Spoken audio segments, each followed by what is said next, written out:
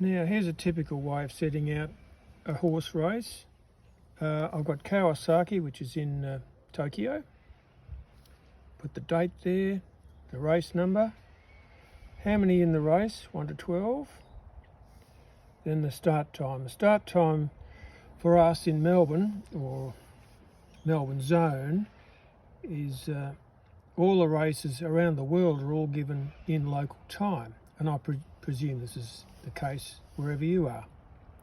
So I deduct our local zone time plus summertime and come up with the local sidereal time, create the chart using Placidus, and the only other thing I add to it is each house I divide in half, then I divide in half again.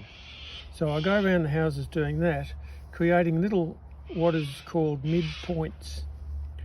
And any planet that touches one of those middle point or midpoints tends to come up trumps, has more effect. In fact, each cusp in Placidus is very important.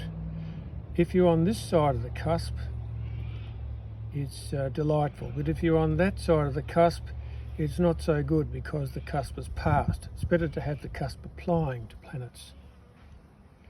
Also, I find that planets that have eased in their squares come up as winners, and those still applying to their squares come up as place getters.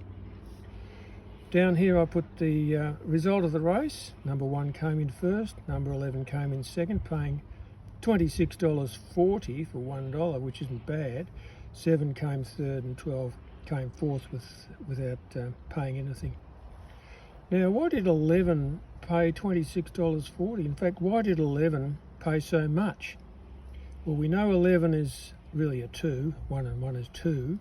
You always reduce double or triple numbers down to a single digit, and 2 is lunar, which is represented by the moon. Now, moon's in detriment, but it's still what I call opposite strong.